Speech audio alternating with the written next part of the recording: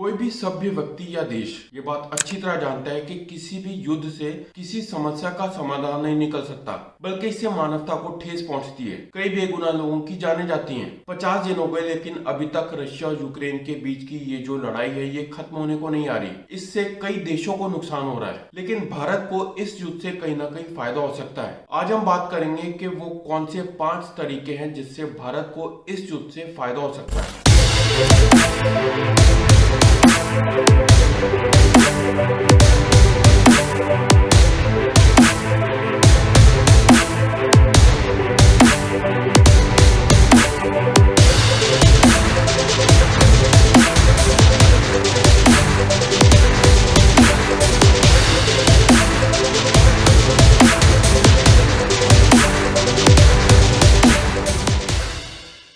सबसे पहले हम बात करते हैं ग्लोबल इकोनॉमी की। कोविड पैंडेमिक के दौरान कई देशों की इकोनॉमीज रुक गई थी, लेकिन उसके बाद से रिकवरी भी हो रही थी। मगर अब फिर से रशिया और यूक्रेन की इस लड़ाई की वजह से बहुत से देशों को नुकसान हो रहा है। कई कमोडिटीज के प्राइसेस बढ़ चुके हैं, जैसे steel, aluminium, cooking gas, crude oil और शिपिंग ट्रेड। लेकिन भारत एक ऐसा देश है जिसे कई सेक्टर्स में एक इनडायरेक्ट एडवांटेज मिल सकता है। रशिया दुनिया भर में कई कमोडिटीज का मेजर सप्लायर है, लेकिन रशिया और यूक्रेन की इस लड़ाई की वजह से कई ऑल्टरनेटिव कंट्रीज को फायदा हो सकता है, और भारत भी इन्हीं में से एक है। रशिया और यूक्रेन दुनिया भर में 30% वीट एक्सपोर्ट करते हैं, और इसी वजह से इन्हें bread basket of the world कहा जाता है। अब रशिया और यूक्रेन दोनों को ही नुकसान हो रहा है, और इसी वजह से भारत को इसका फायदा मिल सकता है। भारत में भी वीट का बहुत ज्यादा प्रोडक्शन होता है, लेकिन यहाँ की पॉपुलेशन इतनी ज्यादा है कि सारा का सारा वीट कंज्यूम हो जाता है। मगर इस साल भारत में वीट का हाईएस्ट एवर प्रोडक्शन देखने को मिला है।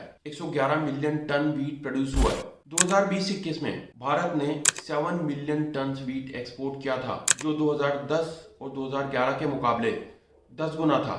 अब जिन देशों में रशिया वीट एक्सपोर्ट नहीं कर सकता, तो उसका फायदा भारत उठा सकता है।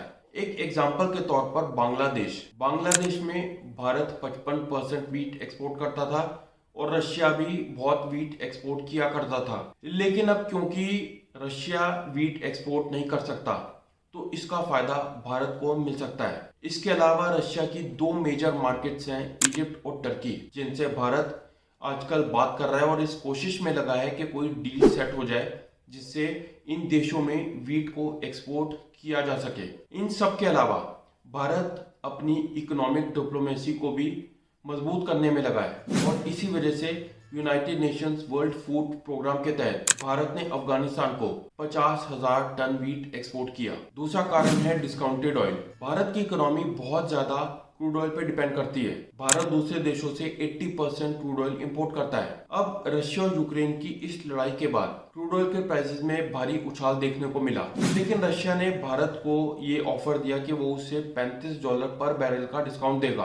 अब हालांकि भारत रशिया से केवल 2% क्रूड ऑयल ही इंपोर्ट करता है, लेकिन फिर भी अगर आगे जाकर कोई पेमेंट मैकेनिज्म सेटल होता है और भारत रशिया से बल्क में क्रूड ऑयल इंपोर्ट करने लगता है, तो इससे हमारे इंपोर्ट बिल्स पे बहुत ज्यादा असर होगा और हमें इकोनॉमिकली बहुत फायदा हो सकता है। तीसरा कारण है इंडियन एयरलाइंस। 23 मार्च को भारत ने अपनी सभी इंटरनेशनल फ्लाइट्स को रीओपन कर दिया, लेकिन उससे 1 महीने पहले रशिया ने 36 देशों के लिए अपनी एयर स्पेस को बंद कर दिया था।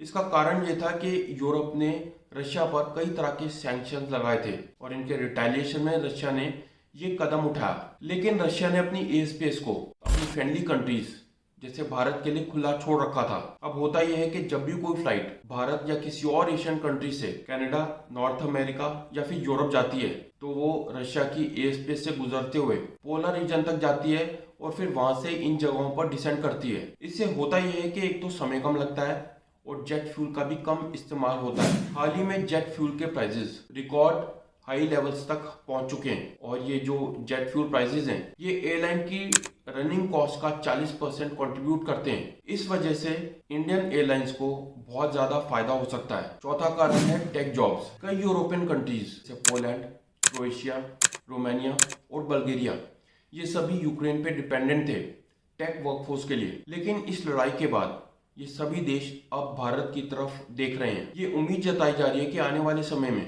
भारत में आईटी और आईटी एनेबल्ड सेक्टर्स में 55,000 से 65,000 नई नौकरियां क्रिएट होंगी। अब हालांकि फिलीपींस, मैक्सिको और ब्राजील को भी फायदा हो सकता है, लेकिन क्योंकि हम सॉफ्टवेयर में नंबर 1 है तो इसी वजह से भारत को सबसे ज्यादा फायदा होगा। आखिर में हम बात करते हैं डिप्लोमेटिक न्यूट्रलिटी की। भारत ने शुरू से इस मुद्दे पर एक न्यूट्रल स्टैंड लिया है। रशिया चाहता है कि भारत उसका साथ दे, वहीं अमेरिका चाहता है कि भारत उसे सपोर्ट करे, मगर भारत ने एक नॉन अलाइनमेंट की पॉलिसी को अपनाया है। भारत ये नहीं भूल सकता कि रशिया उसके लिए सबसे बड़ा आर्म सप्लायर है और एक भरोसेमंद दोस्त है। 1971 में भारत और पाकिस्तान के युद्ध के बाद जब बांग्लादेश का फॉर्मेशन हुआ तो यूएसएसआर भारत के साथ कंधे से कंधा मिलाकर खड़ा रहा। इसके अलावा और भी कई मुद्दों पर यूएसएसआर ने हमेशा भारत का साथ दिया है। वहीं आज हमें अमेरिका की भी बहुत ज्यादा जरूरत है ताकि हम चाइना को काउंटर कर सकें। हाल ही में भारत ने बुचा मैसेकर की कड़ी निंदा करी। यूएन जनरल असेंबली में जब 2/3 मेजॉरिटी ने